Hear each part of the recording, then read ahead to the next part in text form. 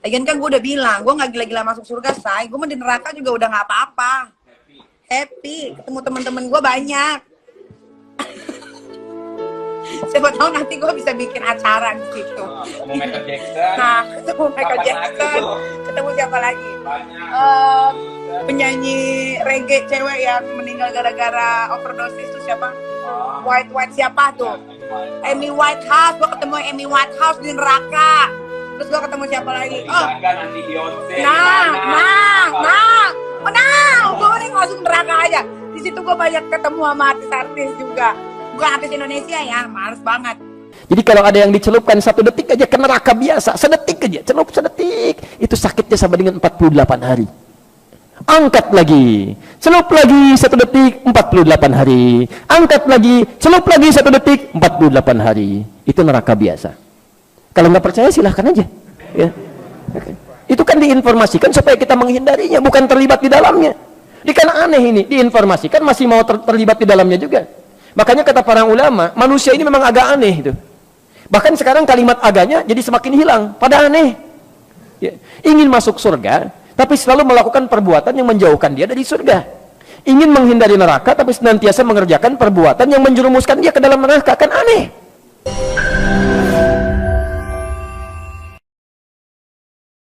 Jangan lupa subscribe, like, and share. Inna akramakum indallah, yang paling mulia di antara kamu di sisi Allah, atqakum, yang paling takut kepada Allah. Ramai kita di rumah Allah ini, yang paling kaya kah yang paling mulia? Tidak. Yang paling ganteng dan paling hebat kuasanya kah yang paling mulia? Bukan. Yang paling berilmu, buya, kiai, ulama, apakah dia yang paling mulia? Tidak ada jaminan. Tapi yang paling takut kepada Allah subhanahu wa ta'ala, takut terjerumus dalam riba, takut terjerumus dalam syubhat, takut makan haram, sehingga dia biarkan dirinya dalam kesusahan, susah dalam pandangan manusia, melarat dalam pandangan orang kaya, tapi hidup mulia dalam pandangan Allah, para malaikat, nabi dan rasul. Hari ini orang itu dikatakan bodoh, hari ini dia dikatakan goblok, hari ini dia dikatakan kamu tolol sekali. Mengapa tidak kamu pakai kekuasaanmu? Mengapa tidak kamu pakai kesempatan? Hidup hanya sekali, pakailah sesuka hati. Tapi dia takut kepada Allah subhanahu wa ta'ala. Pagi dan petang dia katakan, Allahumma ajirna minan nar, Allahumma ajirna minan nar, Allahumma ajirna minan nar. Selamatkan kami, aku, istriku, anakku, keluargaku dari api neraka ya Allah. Betapa kehidupan yang singkat, tapi di tengah hidup yang singkat ini banyak yang tidak sadar, sehingga azab yang dia terima lama, berkekalan, khalidina fiha abada, kekal selama-lamanya.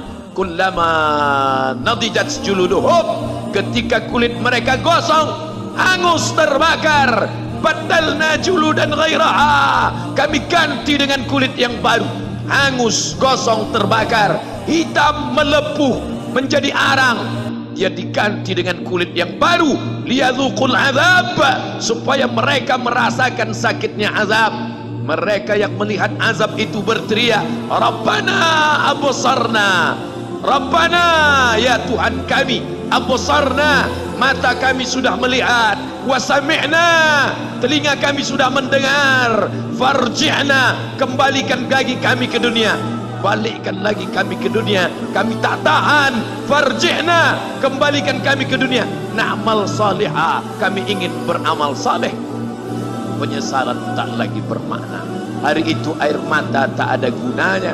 Hari itu bukan hari berdoa, hari itu bukan hari meminta, hari itu bukan hari munajat, hari itu adalah hari pembalasan. Hadza yaumul hisab, ini hari perhitungan. Segala amal akan dituntut, segala perbuatan akan dibalas.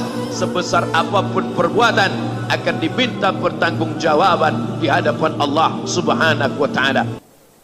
Baik, tapi pada perilakunya. Jadi ada orang-orang yang perilakunya menyimpang dari aturan Allah.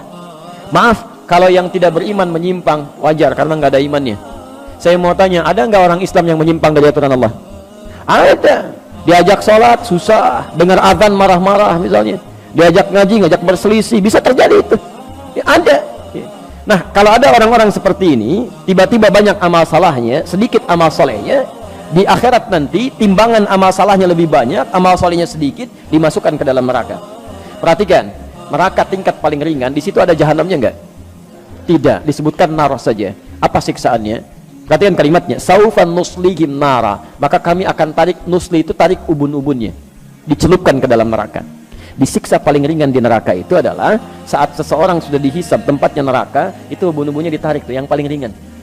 Dari kata nusli, ya, tasla naran hamiyah, gitu kan? Ada disebutkan, ada sebagian tempat yang disebutkan. Jadi kalau ada kata asla yusli, nusli, itu ubun-ubun yang ditarik begini.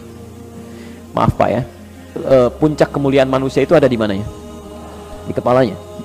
Makanya kalau ada orang-orang kan mau diseret dalam urusan dunia, untuk merendahkan dia, kepalanya ditarik kan? Saat kita ingin bersujud kepada Allah, kita turunkan kepala kita untuk menunjukkan bahwa ini puncak penghambaan yang paling tinggi.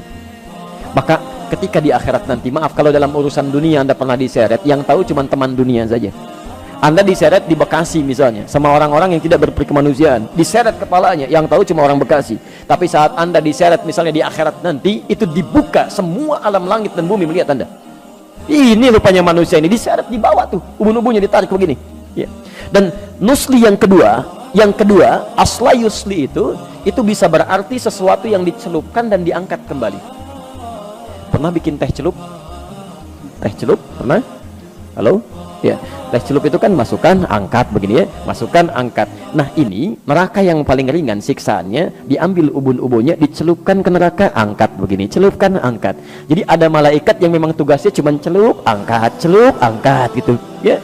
Bukan angkat biasa, bukan celup biasa. Kullama nadijat juluduhum, begitu dicelupkan begini, hancur semua tubuh plus dengan kulitnya. Kenapa di sini disebutkan kulit? Ya, kulit sebagai perwakilan dari seluruh anggota tubuhnya, karena kulit ini bagian dari indera perasa yang sangat tajam, pekat. Ya, jadi kalau kulitnya ini diibaratkan dengan lukisan kulit di sini, seakan-akan bahasanya bukan kulit kalau ingin terjemahkan lebih luas, seakan-akan ingin mengatakan, maaf, ketika masuk ke neraka ini, itu sakitnya menjalar ke seluruh bagian organ tubuh. Bukankah saat kulit itu kena, kemudian yang lain merasakan? Ya. Maka kata Allah, saya akan buat rasa nih, ketika dicelupkan semua organ tubuhnya merasakan. Jelas ya? Tapi nggak sampai situ, begitu hancur semuanya. Ya, perhatikan, baddalnahum juludan ghairaha, diangkat lagi, sembuh lagi, celupkan, hancur lagi, angkat, sembuh lagi. Baik, informasi saja, satu harinya sama dengan, tahu dari mana? Tahu dari mana 1000 tahun? Baik, Quran surah ke-32 itu kan? Ya, surah ke-32 itu kan? Saja yang kita bacakan dalam setiap Jumat itu kan? Baik, dari ayat kelimanya itu, fi yaumin kana miqdaruhu alfa sanatin mimma ta'udun. Dalam seharinya malaikat naik hitungannya sampai dengan 1000 tahun. Sehari sama dengan 1000 tahun. Baik, jadi kalau ada orang, maaf, masuk ke neraka itu, neraka biasa sehari aja, itu hukumannya sama dengan 1000 tahun di dunia. Satu detiknya sama dengan kurang lebih 48 hari. Jadi kalau ada yang dicelupkan 1 detik aja ke neraka biasa, sedetik aja, celup sedetik, itu sakitnya sama dengan 48 hari. Angkat lagi, celup lagi 1 detik, 48 hari. Angkat lagi, celup lagi 1 detik, 48 hari. Itu neraka biasa. Kalau nggak percaya silahkan aja ya. Itu kan diinformasikan supaya kita menghindarinya, bukan terlibat di dalamnya. Ini kan aneh ini, diinformasikan masih mau terlibat di dalamnya juga. Makanya kata para ulama, manusia ini memang agak aneh itu. Bahkan sekarang kalimat agaknya jadi semakin hilang, pada aneh ya. Ingin masuk surga tapi selalu melakukan perbuatan yang menjauhkan dia dari surga. Ingin menghindari neraka tapi senantiasa mengerjakan perbuatan yang menjerumuskan dia ke dalam neraka, kan aneh. Sudah sadar akan meninggal, Bapak Ibu, ada yang tidak meninggal di sini? Ya, akan meninggal. Kapan meninggalnya? Ya, bisa terjadi kapan saja. Hari ini mungkin. Nah, ini yang paling aneh. Sudah tahu akan meninggal dan kapan saja bisa terjadi, masih bermain-main dalam kehidupannya. Dan masih sempat berbuat maksiat gitu. Makanya kata para ulama, kalau Anda ingin terjaga dari keburukan, selalu ingin baik, coba rasakan setiap terfikir berbuat yang tidak baik, rasakan seketika akan meninggal. Ini ada minuman, bukan minuman Anda. Begitu Anda mau ambil begini, nantilah saya bilang nanti sekalian. Rasakan, begitu Anda ambil, Anda mau teguk itu, malaikat maut datang menjemput Anda. Itu insya Allah akan selalu dijaga, Pak. Anda masuk ke kantor sendirian, di ruangan kantor, mau tanda tangan proyek itu kan, yang nilainya miliaran, tapi dengan cara yang salah, haram. Padahal sholatnya dikerjakan, ikut taklim juga, godaan tidak biasa. Bayangkan ketika tanda tangan itu, malaikat maut datang menjemput Anda. Itu paling gampang. Paling gampang. Antum kajian, temannya sedang wudhu, penanya di situ mau nulis cepet-cepet, nanti bilangnya lah gitu kan. Antum nggak ada pena, tiba-tiba ngambil pena temannya, tulis dulu gitu kan. Hati-hati, antum belum aman tuh. Ya, dianya memang sedang wudhu, Anda berniat nanti sekalian pas pulang saya bilang, tadi saya pinjam pulpen kamu gitu kan. Tapi apakah Anda bisa menjamin Anda bisa bertahan dalam kehidupan sampai dia kembali dari wudhunya? Belum tentu. Karena itu hati-hati gitu. Ya, hati-hati, bertakwalah pada Allah Subhanahu wa taala. Hidup kita itu terjamin, ya, terjamin dalam nuansa kapan saja bisa pulang. Jelas di sini? Baik. Saya kembalikan dulu ke bahasan kita sekarang. Yang di neraka biasa saja hukumannya sudah seperti itu. Bagaimana dengan neraka jahanam? Neraka jahanam itu jangan tunggu sampai ke nerakanya. Di alam kubur aja sudah mulai ditampakkan itu. Nih tempat kamu ini nih. Quran surah ke-40. Ya. Ghafir atau Al-Mu'min nanti dibaca kemudian saja, dibuka nanti dari ayat ke-45 sampai ayat 47-nya. Ya.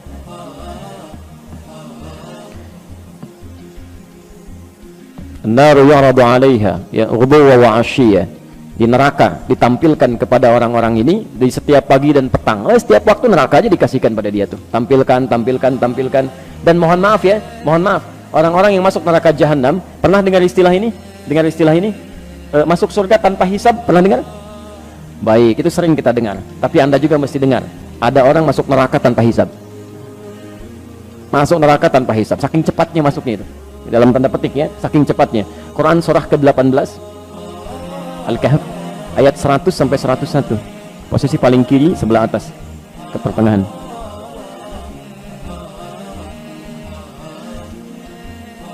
Nah, jadi orang-orang yang masuk neraka ini yang cepat sekali, seakan-akan nyaris tanpa hisab, yang masuk itu bukan neraka biasa. Kalau neraka biasa masih ada amal, Pak. Ini amal, cari-cari sampai yang sunnah-sunnahnya itu.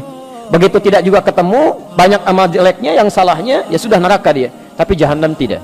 Wa aradna jahannama yawma idzil kafirina arba. Jadi saat hisab itu, proses di hari kiamat, nanti kita akan saksikan sendiri, wallahu a'lam bissawab. Saat orang mulai melihat, ya maaf ya, ada orang yang cepat melewati sirat tuh, cepat langsung masuk ke surganya. Bahkan dari sejak nerima kitabnya, ada yang dari kanannya senang luar biasa, ada yang mohon maaf di belakang punggungnya, ada dia merasa ketakutan luar biasa. Tiba-tiba ada orang-orang yang tegangnya luar biasa. Saya nanti di mana ya?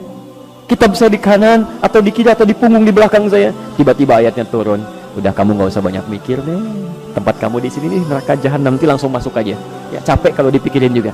Wa aradna jahannama yawma idzil kafirina arba. Pada saat itu ketika orang sibuk memikirkan hisab, kami tampilkan pada golongan ahli neraka jahanam. Tempat kamu akan di sini. Gak usah banyak mikir, nanti langsung ke sini aja. Dibayangkan tuh. Siapa orang-orang ini? Ayat 101-nya. Ternyata bukan cuma kafir di sini, bukan cuma orang tidak beriman saja. Ada orang-orang beriman yang sulitnya luar biasa. Alladzina kanat a'yunuhum fi ghita'in an dzikri. Yaitu orang-orang yang matanya ya, sulit sekali mendapati petunjuk saya, sulit digunakan ingat kepada saya. Kalimat zikir itu segala kegiatan yang mengingatkan kita kepada Allah. Wa kanu la yastati'una sam'a, bahkan telinganya sulit dengar itu. Ada orang sudah mengatakan Islam, dengar azan Allahu Akbar, Masya Allah. Ada orang masih telat, yang ini masa malah marah-marah. Kenapa azannya dekat rumah saya? Oh, Masya Allah. Yang jadi masalah kenapa rumah Anda dekat dengan suara azan? Ini kan aneh ini. Anda dengar panggilan manusia biasa aja, kenapa dengar panggilan Allah jadi marah-marah? Coba Anda, Pak Ibu sekalian, ini kan ditujukan untuk orang yang sholat, bukan untuk saya. Masya Allah, gitu kan? Anda pernah ke bandara? Halo? Di airport ya? Baik, ada panggilan di situ? Baik, panggilan siap-siap, panggilan pesawat nomor sekian. Maaf, kadang-kadang yang dipanggil Anda atau orang lain? Pesawat Garuda dengan penerbangan sekian siap-siap, padahal Anda mau naik Batik misalnya, yang dipanggil orang lain, tapi kan Anda nggak marah. Kedengaran Anda juga, suaranya kencang juga gitu kan. Maaf teman-teman sekalian, kenapa panggilan dunia orang biasa-biasa saja, panggilan Allah bisa pada sewot tuh ya? Kan pada aneh orang-orang ini ya.